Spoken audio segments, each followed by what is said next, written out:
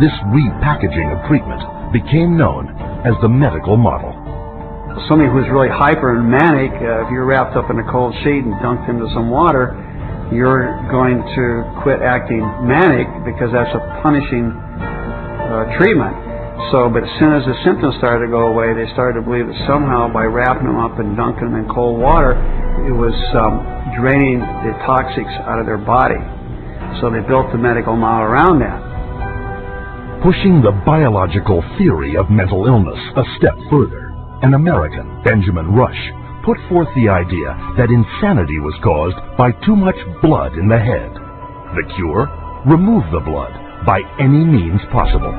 Restraint, cold water, bleeding, even terror. And with that, a new medical model was created. Benjamin Rush was probably the most famous American physician of the Revolutionary era. Rush was known as the master bleeder. He bled his patients for madness. He also invented something called the tranquilizer. It's a chair that looks a little bit like an electric chair. The patient was confined in this apparatus, sometimes with cold water applied to his or her head, for some hours at a time, and Rush announces in a letter that he's invented this new contraption and dubbed it the tranquilizer. Rush's often lethal procedures were detailed in his 1812 textbook, which remained psychiatry's authoritative source for the next 70 years. He was so revered that in 1965, Rush was enshrined as the father of American psychiatry on the seal of the American Psychiatric Association. As the 1800s wore on, psychiatry's mounting failures at curing madness threatened their financial bottom line, forcing them to invent new medical models. The cures promised were not delivered. So by the 1860s and 70s, a growing mood of pessimism was covering Europe and North America, but effectively the new institutions were ever growing in size, but not growing in their effectiveness. The 20th century brought more medical models. American psychiatrist Henry Cotton mutilated his patients by removing their body parts, declaring this a breakthrough in the treatment of mental illness. The earliest target was the teeth and then the tonsils and the sinuses, but when patients didn't get better, the enthusiasts for this treatment then started to move down the body and to say, well, obviously patients have swallowed bacteria in their saliva, so stomachs need to go, spleens need to go, colons need to go. As public outcry escalated over torture and maiming of patients, psychiatrists would invent new methods, each one hailed as the miracle cure. But each one was ultimately proved effective, nor less brutal than the last. This is a history of psychiatry, more or less, to damage the patient. I mean, this is a version of the original model, which was to chain them like animals. If you're doing it to somebody because you insist that they have to change, and you're going to do that by turning the screws, you might say, whether it's with medication, restraint, whatever, that's torture. And a huge part of what psychiatry has done really comes down to torture.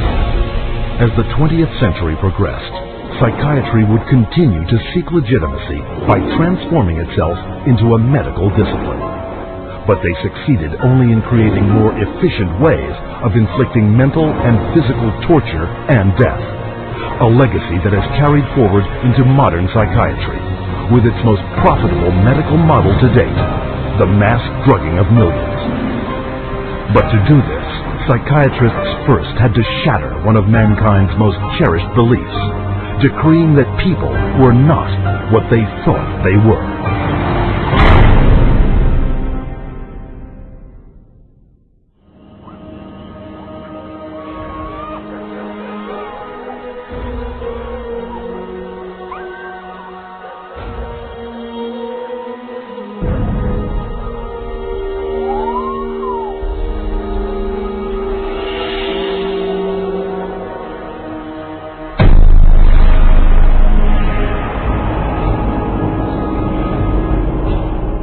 Leipzig University, Germany, 1879. Professor Wilhelm Wundt experiments on the human senses.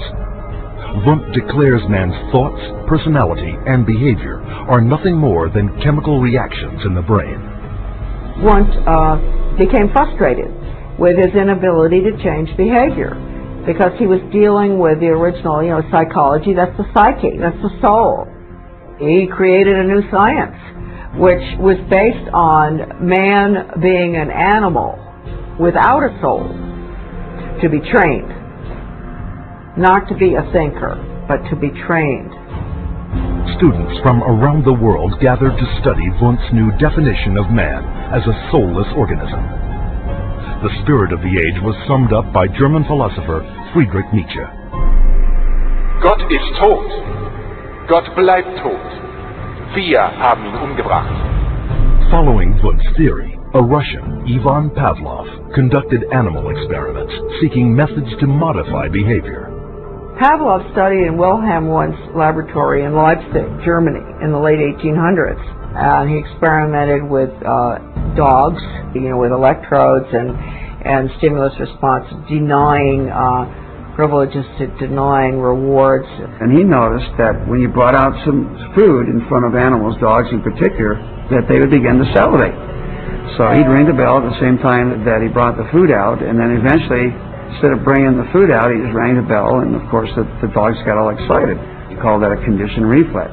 Pavlov's first human subjects were children. He punched holes in their cheeks to collect and measure their saliva. Pavlovian conditioning became one of the major foundations of a lot of behavioral science research in the 20th century. The idea that behavior could be controlled through repetitive conditioning became known as behaviorism. The behaviorists believed that all children are animals and can be trained as animals. This was the view of behaviorists. As a matter of fact, John Watson, the most famous of the behaviorists, says that you have to treat human beings or look at human beings the way you would look at the ox you slaughter. See, the behavior is not interested in what's up in your head or your soul, because they don't believe there is a soul. Watson's successor, Harvard psychologist B.F. Skinner, believed all behavior could be manipulated to suit whatever ends the behavioral psychologist was seeking.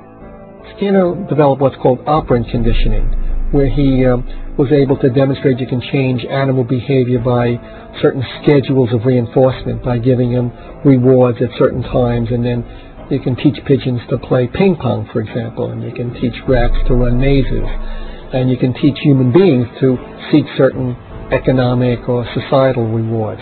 Skinner could actually shape new behavior patterns, and this actually was the sort of thing he quite soon became very famous for. Perhaps his most notorious experiment was the Skinner box. He was designing the Skinner box, which is something like a big playpen, but everything in it's controlled. The temperature's controlled, the light's controlled, and so on. And the idea is then you present children with certain stimuli that you want them to learn to react to.